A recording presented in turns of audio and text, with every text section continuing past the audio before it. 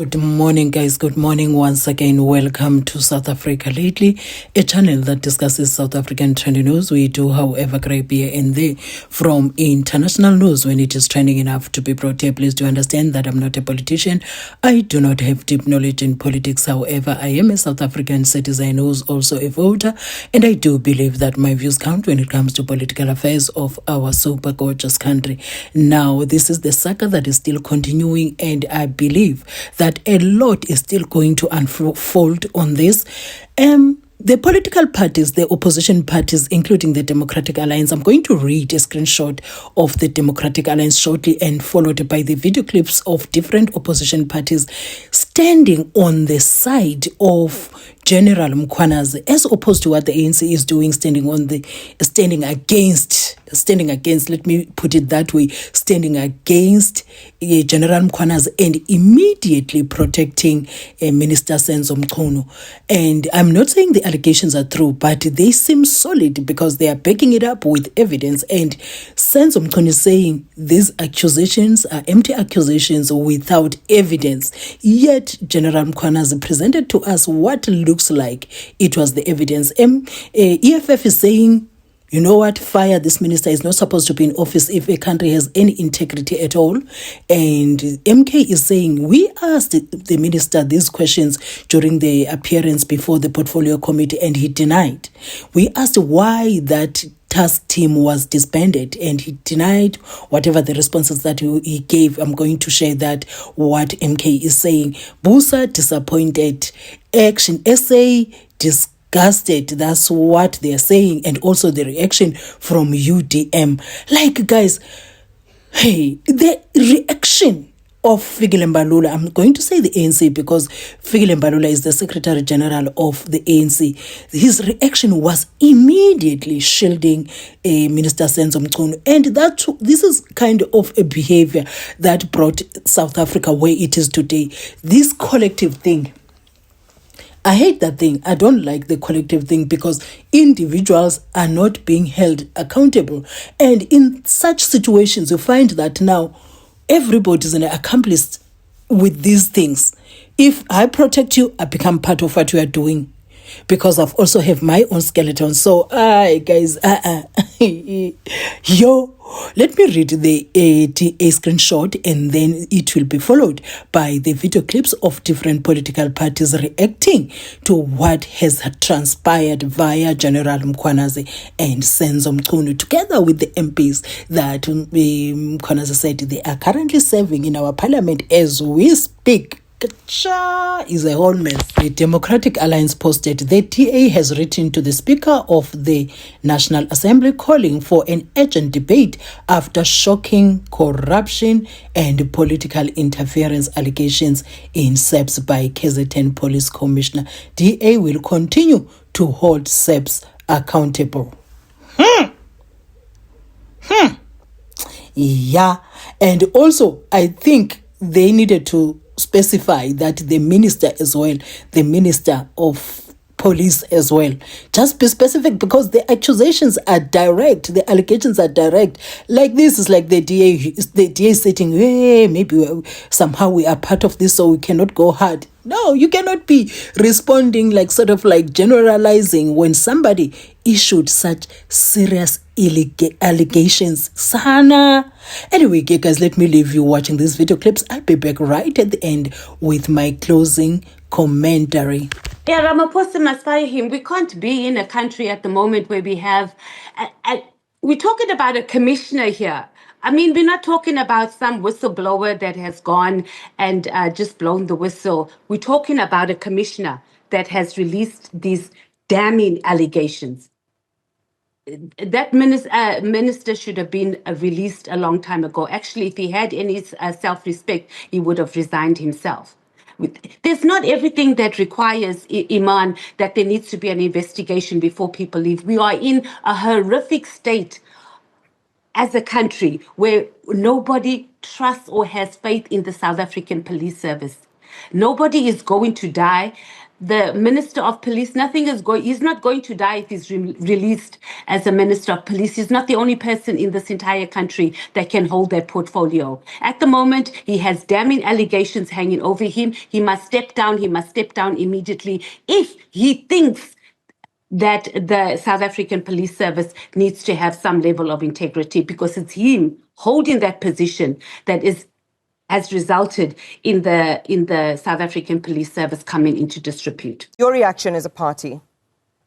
I'm disgusted, but I cannot say that we are surprised. I think what is refreshing for us is that the fact that you have a SAPS member, a general, calling out other generals, may this spark sort of a trend within SAPS to speak out against their fellow SAPS members who are committing crime for years on end. We've had so many of these reports coming to the Portfolio Committee, and the only sort of punishment that they get is either they get promoted or they get moved to different stations, but we never see any outcomes. I'm not even sure at this stage if we're going to see a positive outcome, an outcome that will be pleasing to South Africans, because we know that the various task teams gets deployed and that's where it ends. But I want to make an appeal to South Africans to keep their finger on this, as well as the media. We need to keep on pressing, not for statements, but for an arrest. Let's anchor what you've said, Darlene, around reports coming in. People, instead of being punished, are promoted or rewarded for alleged wrongdoing. What do you have in mind when you say that to South Africans? Just not so long ago, we had a policeman in the Western Cape who was caught with a state vehicle transporting drugs from one area to the next, and that police person was just redeployed to a different station. We've seen serious generals that has cases of pornography involving GBV being given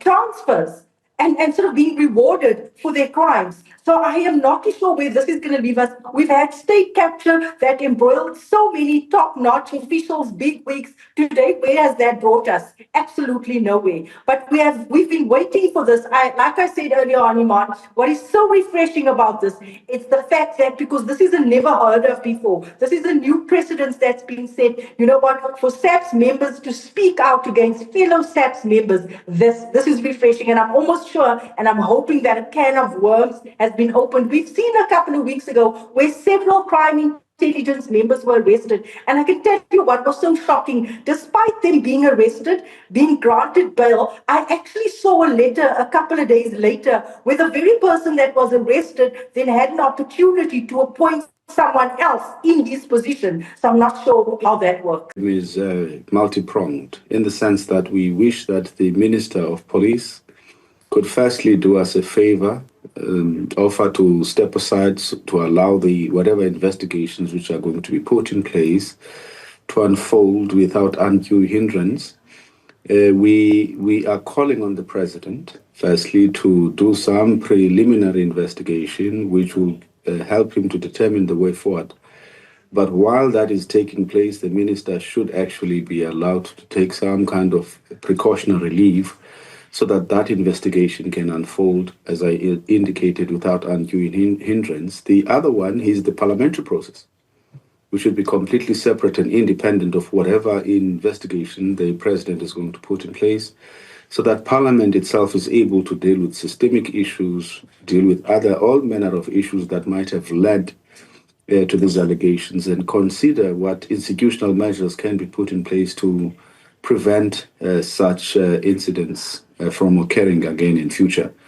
And our view is that the parliamentary process should not actually be focused solely on the SAPS committee. It should actually be an ad hoc committee. Ad hoc committees have proven to be effective over the years when it came to investigating matters of national importance, because then you were able to draw from various skills from various portfolio committees and expertise from different angles to be able to look at whatever circumstances Parliament had to investigate in the past. But these are very serious allegations, and they put in jeopardy our national security. So the President cannot afford to rest on his laurels or to delay processes or to claim that the Minister must have the right to respond, and while the Minister is responding, we allow business as usual. We can't. He has to act decisively. When a country loses its ability to have a rule of law, it begins with the corruption of the entire criminal justice system. And the allegations that General Mkhwanazi makes are not only limited to the police, but they move to the judiciary, they move to political principles, which means that ultimately the only institution, in my view, that is able to act is by the president putting together a special investigatory unit, which is what I'm calling for. I'm saying for the deployment of the SIU, so that we not deal with he said, she said. The second thing is we need to ensure that given the severity of the process, Parliament will be able to conduct an ad hoc investigation into this issue that's multidisciplinary in the same way as an interministerial committee would then follow on. I would argue that ultimately it will lead to senior, whether it is the Minister of Police or whether it is whoever else is implicated, having to vacate their position for a temporary period until we clarify these allegations. Because it puts the Minister of Police in a particular position where if the allegations are to be held, they are of a serious nature to suggest that he acted to protect other politicians by suspending crucial units, by ultimately making sure that particular directorates or posts were not being funded or filled. And therefore, this cannot be something that we leave behind. It is common cause that there are profound vacancies within the senior ranks of the police. And therefore, the call right now is that for an urgent proclamation by the president to put an SIU investigation on the table and let Parliament be finished with that report so that an ad hoc committee can consider it. Indeed, a damning, report from General Mkhwanazi. Indeed, we spoke about all these matters in the portfolio committee, and the minister denied, and in fact, he refused to answer. When we said, but why are these, the special task force was disbanded, and he said this matter cannot be discussed at the portfolio committee. And we raised a concern on that. For me, the minister has to account, he has to come, we have to have our chairperson to have an agent meeting to discuss this matter. We can't have a country, when you know that violence is one of the most concerning for our citizens. Citizens feel unsafe, but if there's cover up at that level, indeed, they are in fact spitting in our faces. We can't allow that as a country. And I think the president is watching. And I just want to as well, I think it's important for me to say this to LUCEY and to the listeners, that I just hope that we can have many men and women in that uniform who are dedicated, unwavering dedicated to justice and transparency. If you have heard him well, he said justice must, even if it's a law, he says if the law is wrong, we need to have justice in this country, and justice must be seen to be done. But General Mkhwanazi has fully demonstrated, a profound courage and integrity, especially in the face of adversity the country is facing.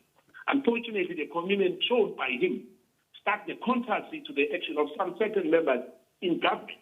And I hope that the National Commissioner as well, because we raised this issue when the President signed the issue of IDEC as well, that indeed it is taking away the powers of the South African police services. We can't have two agencies in government doing one thing. Only the police must arrest.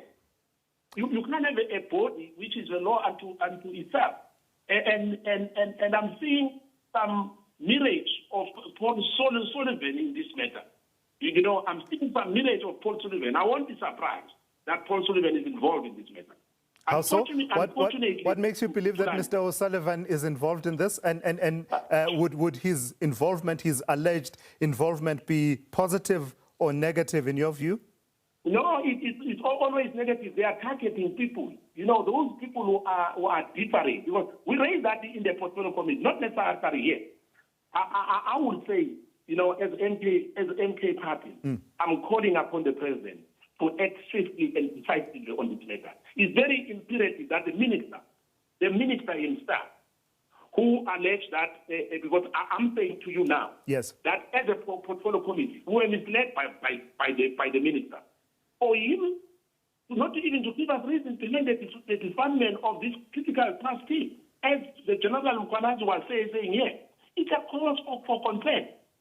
You know, in these critical times to learning, we need a lot of policemen and women, and they are there. Yeah. As he was saying, General Mkhwanazi, it's not only him alone, yeah, but for him to stand for justice in this country. Indeed, we welcome that as MCHUNU party, and I think South Africans in general, they will welcome that. So, Mr. We will Skosana, continue to stand by those who work tirelessly Yeah. to learn it, to protect our democracy, and to ensure that justice is for all. The time is now for us to take action. Yeah. And I hope that the president won't willy-nilly on this matter. So, together, we must make sure that we champion the future and free from this deception Yeah. and violence. Mr. Skosana, reading between the lines of what you are saying, it sounds to me as if you largely believe the allegations as made by Lieutenant General Mkhwanazi. Would I be correct in understanding you that way? Indeed, to Tulani, because it's not the first time. You know, I know that the law says that it's alleged, but it's very concerning as well to hear that some members in the judiciary, because he mentioned that one member of the judiciary wants to get involved when the police are still investigating this matter, which is a point for concern for the chief of, I think the office of the chief justice must as well find out exactly what happened in that case, because the general has made that an allegation that this task force, there's someone there, whether it's a prosecutor or it's a magistrate, got himself involved in this matter, and it's a cause for concern. All right. Oh, guys, as we are approaching that 10K mark, I would like to say, Nkosini kakhulu, guys, for the support. I really appreciate it. Nkosini kakhulu, guys. If you have time and your own Wi-Fi, kindly watch my ads in full, as that support really goes a long way. And to those who are already watching my ads in full, Nkosini kakhulu, guys, ndiyabulela kakhulu ngenkxaso, ndiyabulela. And as always, kindly share your views in the comment section. If time allows me, I'm seriously going to respond to those. And if time does not allow me, I'm going to try by all possible means to react to show that I appreciate your participation in my channel. Do have yourself a super gorgeous day.